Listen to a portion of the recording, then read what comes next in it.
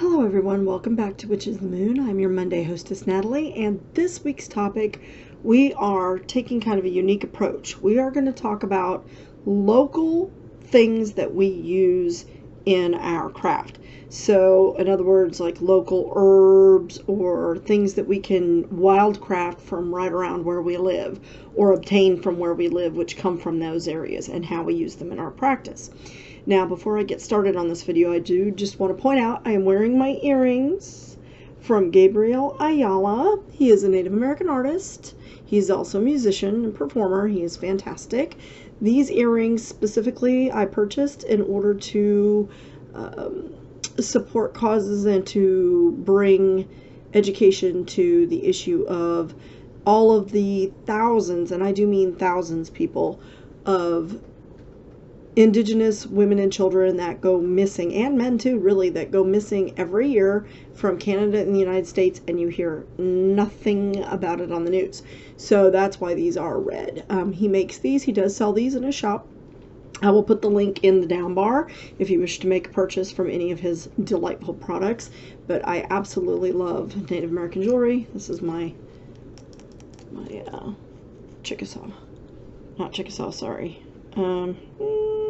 Don't remember, but I always make sure that when I do purchase something, it is crafted by the Native community, that you know who the artist is and that the money is going back to that community, because that's a cause that I truly support. So anyway, now that that is out of the way, this week again we're talking about things that are local that we use in our craft and the ways in which we use them. So I couldn't decide, because honestly Texas is a pretty rich community. There's a lot of things that we use here. We have a lot of dirt, so I use a lot of dirt in my craft. I have used tumbleweeds, or parts of tumbleweeds actually, in my craft. I have used things like sumac, and actually I don't know if I have any at the moment here. The problem is I'm at home, so sometimes I'm at home and I have my items close by, and sometimes I'm at the office and that's where everything is. So we have thistle, purple thistle that grows here, and so I will use that. It's not the same thing as blessed thistle, which you might see if you look it up in on the Wikipedia and all that, but it's thistle, so I use it in much the same manner, and it has a lot of the same medicinal properties. A lot of the plants that grow in Texas and through the American Southwest have strong medicinal properties. So with that, I think it kind of corresponds to some of the magical properties. So tonight, I'm going to discuss 3 things that I use, actually 4 things, because I just realized I have something else here that I just pulled out of my backyard yesterday that is persistent that I will utilize. Okay. So, item numero uno that I'm going to talk about is the acorn. Dun, dun, dun, dun. Now, here in Texas, we have several varieties of oak tree, and acorns vary. Some of them are like this, regular, little, average, everyday acorns. Some get really big. They're like this big around. Now, for those of you that are not aware, acorns are indeed edible. I know a lot of people think that they are not, but they are. And that's where I'm going to start with how I utilize it, because there is one species of acorn. I've not discovered which species specifically that is yet, so I'm still working on that. But there is one species of acorn that you can just pull the acorn off the tree, crack it, and eat it like any other nut. And I don't know where the myth that you cannot eat acorns came from, because they're a nut. You can eat them. It's like peanut or pecan, or pecans are another thing that I utilize in my craft. And of course, the pecan is the state tree of Texas. However, I don't have any pecans available to me at the moment. I also use sweet gum balls. Oh, snap. Oh. There are these spiky little balls that grow on a sweet gum tree. We call them devil's pods. But they stick to you. I know Nimbus River will know what I'm talking about, because we've talked about it before. But they are, gosh, I don't have it here. Diddly squat. I was at my office today too, and I forgot to bring them home with me. But there are these little spiky round pods. I might do a video for my personal channel for the Herb Cabinet series on those and how I use them, because I like to use them in protective magic. They're very good. But in any case, acorns, going back to the acorn. Acorns have both medicinal and nutritive properties as well as magical properties. So let me dive into what I do with them in terms of just general. You can eat acorns. You have to boil the tannin out of them first in most species, with that one exception. And like I said, I haven't figured out which species that is yet. I suspect it's the great big fat ones that grow on my neighbor's tree, but I'm not sure. And I'm not brave enough to crack it open and give it a try, because when you eat the little ones, they're really bitter. They contain a substance called tannin. If you are familiar with tanning hides, tannin was used for preserving the hides. They also used brain matter from the animal, but we won't go there. But tannin is used to preserve leathers and things like that, or was used. And basically what you do is you have to take the acorns, you remove the caps, you boil the acorns, and all of the tannin will leach out. It's called leaching the acorn. Now, I will warn you, this is probably something you want to do outside on a grill, because it stinks up your entire house. But tannin in and of itself, the water that you get from bleaching your acorns actually is kind of a reddish brown color, and it is an excellent antiseptic. Acorns have antiseptic and antimicrobial properties, so they're very, very good for that. And you can use the tannin water to use as an antiseptic. Now, this is in no way a substitution for any kind of medical advice. Let me just put that disclaimer out there. Okay, this is just stuff I have learned from studying and from other people that do use these methods and so forth, but it is not a substitute for a licensed physician medical advice. Okay, so don't take what I say. Now, I am going to tell you, you will see that little hole right there. If you see this little hole, what that means is that a worm has made its way into the nut and has eaten your nut already. But you can still use it. Like this one came from my Carnunos altar, but you can still use acorns for their magical properties, even if the little bugger has gotten to it before you have. If they're on the ground, I almost guarantee you the worm has gotten to it before you have. However, magically, acorns are related to strength. For me personally, I equate them with strength, because the oak tree is a very strong tree. It's been revered in Druidic lore and throughout Europe for thousands of years. It is said that if you carry an acorn in your pocket, it will preserve youthfulness and protect you from negative energies, bad influences. It will bring you luck and money. So carry an acorn in your pocket, folks. Now, I personally do feel that acorns are very protective in nature. To me, the oak tree is very protective in nature, and so I will use acorns in spells on which I am drawing the energy of Carnunos for protective purposes, and I do that, plus the little caps. Oh, that was the other thing about the caps. If you use the caps, you can take 2 caps, and to find out whether or not you and your loved one are destined to be lovers, it is said that you can take the caps and put them in water. If they float together, it's a good sign. If they float apart, well, you know the answer. Now, I don't know how true this is either, but I did read somewhere that back in the burning times, witches would give each other an acorn as a sign that they were of a like mind and of a like soul sort of thing. So acorns are very mythologically powerful in terms of witchcraft, and so they're good to use around Samhain. I equate them with the fall, although my trees seem to produce acorns year round. I don't know what the deal is with that, but except during the winter. That's the only time. But like spring, summer, fall, there's acorns all over my trees. So I will use them profusely in like my Samhain altar, Samhain workings and things like that, although it's more a time I equate with the goddess, and I do dedicate that time more to the Morrigan. I also do use acorns to represent the god energies in my workings at that time. Okay, now the other thing that I use that's local, and that would be this. Now, you're asking, what in the hell is this? Because it's in a Starbucks cup. Well, what this is this happens to be pureed jalapenos. That's right, folks, jalapeno peppers. Jalapenos have remarkable properties. And this stuff, by the way, once you grind it up, oh, doggy, this is hotter than hot, hot, hot. That's all I got to say. Even my husband, who can eat hot, hot, hot, hot, hot, thinks that this is hot. So, I mean, I wish this had smell-o-vision. Yeah. Actually, that taste smells delicious to me. I may throw some of that on my steak he's cooking for dinner tonight. Okay, but jalapenos, getting back to the purpose of the video, I often use them in a puree form like this for medicinal and cooking purposes, obviously, because I like the flavor of jalapenos. They have a very earthy flavor. They're highly spicy. If you kind of roast them a little bit, it concentrates the flavor, makes them so good. But I also use them in like my salsa, and there I will not puree them like that. I will just chop them up, throw them in. But jalapenos are very high in both vitamin A and vitamin C. Medicinally, the capsaicin that's contained within the pepper, and that's what gives it its heat, is also known to be antibacterial and antimicrobial in its properties. So, for example, my husband jokes about this, but this is honest to God.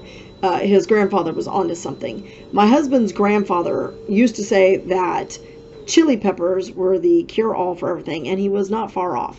The capsaicin in jalapenos definitely will kill out bacteria. It does have high antibacterial properties.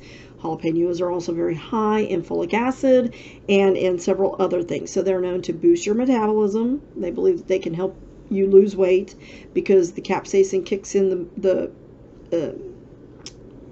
metabolism, and the folic acid kicks in the metabolism and helps you to shed weight faster. Now, I don't know personally that I subscribe to that because I like them when I eat them and I'm still a fat bitch, so I don't know what to tell you. But they do definitely boost the immune system, so they're very good for you. Eat them, they're good for you.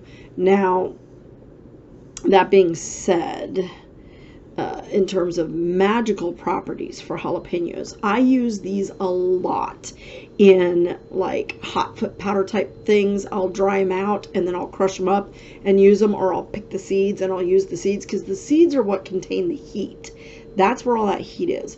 So I will use jalapenos in spells that I am working, or like brews in which I want to add some spice. Now, I will use them in like hot foot powder or kufo powder because you want to use people usually use red peppers, and I do have red peppers, but jalapenos are very local. Now around here we actually get a lot of different peppers, but jalapenos have heat. So if you're wanting to burn something out, that's a really good way to do it, by using a jalapeno. Now, anytime you're putting anything into your spellcraft, you're supposed to speak that intention or visualize that intention, so just bear that in mind. So, excuse me, instead of using red peppers, I often use jalapenos. Now, another thing that I use jalapenos for are in love spells. And I know that seems very contradictory, but again, it's your intent and your purpose for using it in the spellcraft. So, for example, I will often use jalapenos to bring in spice and passion to a relationship. If I am wanting to speed up a spell and give it a little fire, I may use it. I also use sulfur powder for that, or brimstone. So if I don't have brimstone handy, I have a little jar of it at my office. And for those of you that are in the American Southwest, you can buy it at La Azteca. If you go to the end caps where they have the little herbs in the little packages and you peruse the end caps, they often have sulfur powder in a little packet. Just so you know. So I will use jalapenos to bring heat to a situation, whether it's a positive heat or a negative heat. It works very well to that, but you do need to speak your intention, I think, or, you don't know what's going to happen. Right? Now, the other thing that I use that's local, this came from my backyard. Don't mind my picture of my grandfather and everything else, but I'm currently trying to dry this out because I use ivy. This is ivy, and it's not poison ivy, so don't ask. Poison ivy has a 3-point leaf. This was just a lovely round leaf. It's a persistent little plant that has sprung up in my backyard and keeps growing up around the dog run out back. I actually am trying to get rid of the dog run because our little boo-boo ran herself into a piece of the fencing that was sticking out and then dragged herself along it and got a nice big gash in the chest. Required stitches and surgery. She had to go under, so she's wearing the cone of shame. I wish you could see her, but this camera doesn't move, so there will be no no showing you the Sadie and her cone of shame right now, but she has to wear this cone for another week because the stitches have got to come out in the next week. So in any case, ivy is something that I utilize as in a lot of different ways. For one thing, they're very, very, very, very persistent plants. You may think you've ripped that sucker out, but unless you've gotten all the root, you can guarantee that this puppy's coming back, because this is like the 5th time we've ripped this sucker out. Now, I like it, and I don't want it ripped out, but it did start to grow over towards my tree and was wrapping itself around my oak tree out back. Well, that ain't gonna happen, sweetheart. So I was trimming it up and trying to move it back and train it to go along just the fence line. But my husband's like, it's gonna tear up my fence. So he's like ripping it out.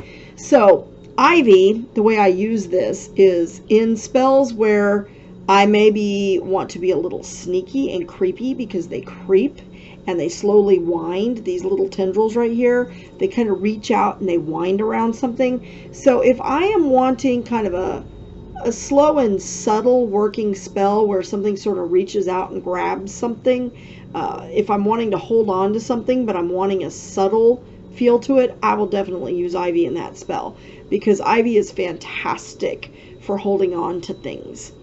It's very persistent and it hangs on to stuff.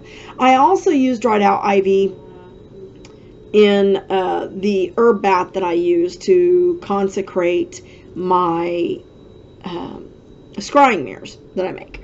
So I will use a bit of the ivy in the herb bath that I use to wash the glass for the mirrors. Anyway, another thing that I use ivy for is for personal growth, because again, it's a persistent plant that's always growing. It is always growing and spreading. Now that brings me to another way in which I use it. Not only do I use it in spells and workings for personal growth, but also when I'm wanting to increase my influence or something's influence over someone else or something else. I will use ivy for that, because it spreads and grows and its influence grows. So that is what I use that for. Now, the last thing that I want to talk about really brings back horrific memories. I procured this from a field across the street from my neighborhood that used to grow corn. And one day I'm driving home, and I'm at the stoplight, and I happened to glance over, and I went, oh my God. Because when I was a child, my grandmother, in her wisdom, my mother's mother, had character building summers, and she would have us do these horrible activities all through the summer. Now, I live in Texas, where it gets to be about 112 to about 115 in the shade out here, because we have what's called a heat index, because it's also very humid. So you don't get just the base temperature of, gee, it's 109 today.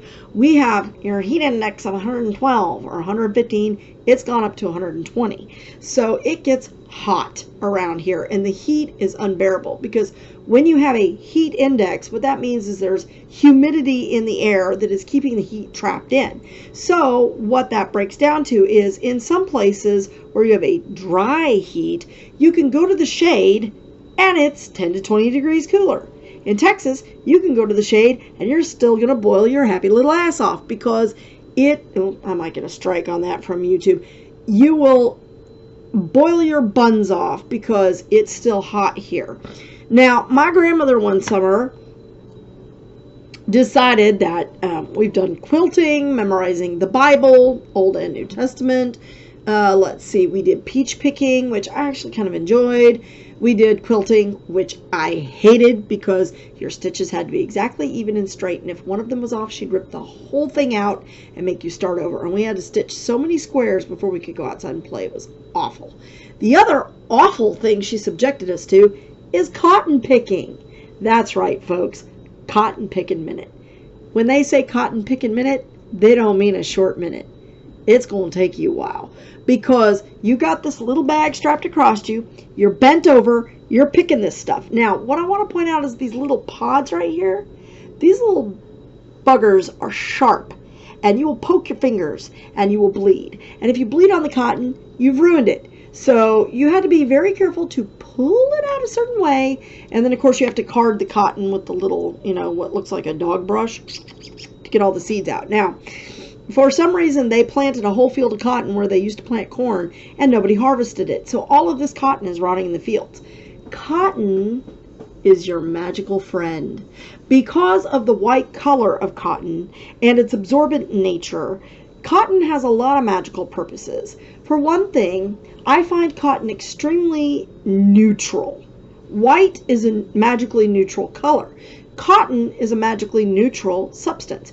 It is fantastic for use in various different ways. And you can use it, now this is raw cotton, but you can buy cotton balls, you can use cotton swabs.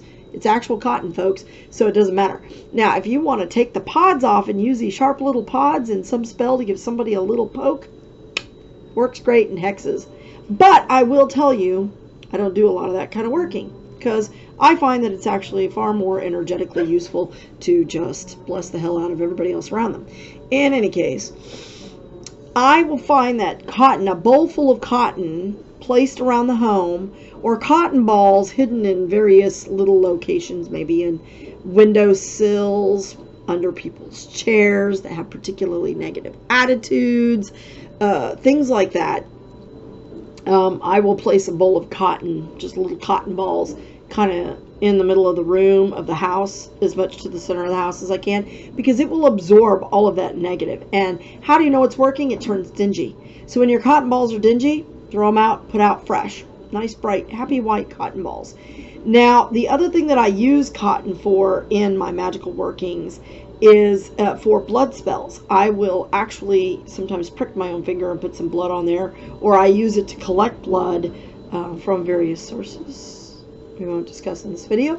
And you can utilize that later, because the cotton will hold the blood and it will dry, and you can use it then. Now, another way that you can use cotton in magical workings is for magical oils. When you dress your candles, if you don't want to touch the oil, like maybe you have allergies or sensitive skins, or maybe it's just really particularly potent, a lot of these oils, if you buy the Art of the Root oils, they are really strong. They have a very strong odor. So most of them smell great, but it's very overwhelming. So if you don't want to touch the oil, but you need to dress your candle, you can do so by dipping the cotton swab in there, or putting it on a cotton ball and swiping it down your candle that way. And then you can also just add the cotton ball or cut the tip off of the cotton swab and let it fall into it. When I use cotton swabs in my spells, I will do that. I will snip the tip and let the cotton fall into it. And that's how I utilize that. Sometimes I'll shave the cotton off with something. I'll like pull the cotton off, but usually I don't. I just snip the tip and let it lie where it is. And I add that into like mojo bags or sachets. You know, in candle magic, I'll have it in with the herbs, and I'll allow the candle wax to melt into it, and then I'll bury it or dispose of it however I'm doing it. But that is one local material that I have found to be highly useful and very variable, very adaptable in my magic. So those are some things that I use that are local to Texas. Another thing that I want to mention that I do also use, I also use blue bonnets, but they are out of season right now. They bloom in the early part of the spring, and they do not bloom for very long. So in spells where I want to bring healing, because I associate the color blue with health and healing, like the waters, the healing waters of the ocean or whatever, I associate that with color blue. So I will use those in that kind of working. Also, because they're a very bright sunny flower, I will use them in spells to draw happiness and luck. And another thing about the blue bonnet is when I was a very young girl, I heard the legend of the blue bonnet as written by Tommy DePaola. And if you are not familiar with that story, look it up on YouTube. There's a lot of different people reading the book, and it's a cute story, but it's a Native American legend about the origin of the bluebonnet. And essentially, this little girl who is orphaned due to famine, the shaman goes to the mountain to find out how to, or goes out to meditate and communicate with the Great Spirit to figure out how to please the gods to end this great famine that has wiped out half the tribe. And so when he returns, he says that a great sacrifice is required of the people. And everybody's like, oh, they can't mean me. I can't part with this, or I can't part with that. But the little girl, the only thing she has of her family is a doll that her father made for her. Her mother made the dress. Her grandmother helped to dress it and paint it and so forth. And so it's the only thing of her family that she has left. And on this doll are the feathers of a blue jay. And so she says, I know that you're wanting this. I know that this needs to be the sacrifice. So after everybody goes to sleep, she sneaks out and she offers the doll. She burns it and offers it. She scatters the ashes. When she wakes up the next day, when the people wake up, not only are there storm clouds rolling in and it starts to rain, which is why, you know, they're under a drought, which is why there's a famine. The fields are covered with bluebonnets. And so I associate, due to that legend, I also associate bluebonnets with sacrifice. And so I will use them to represent sacrifice or to be a sacrifice within my magic. So that's another way in which I use that. But I don't, unfortunately, have any to show you right now because they're out of season and I didn't get a chance to collect any. So that's my spiel for this week. I hope you all gained some insight, and I look forward to seeing everybody else's videos. Blessed be. Hey there, witches. Bet you thought you'd gotten rid of me for the week, didn't you? Surprise! One thing that I forgot to mention, one more thing, for those of you that are Columbo fans. This week we are making our announcement about the Season 11 giveaway. So, as in last season, you need to comment on every host's video for this week in order to be entered in the giveaway drawing at the end of the season. So again, you have to watch and or comment. Well, you have to comment, but it'd be great if you watch. But you need to comment something on every host's video for this week, and that means Monday through Sunday for this week. So please be sure that if you want to get entered in the contest, you follow this rule, because if you don't comment on every host's video this week, you will not be entered in the drawing. So we do appreciate those of you that do watch and do participate and do comment, because that gives us the valuable feedback that we need to keep this channel vital and relevant. So again, sorry for the addendum on the end of this video. I hope you watched all the way to the end, and thank you so much for watching. Blessed be.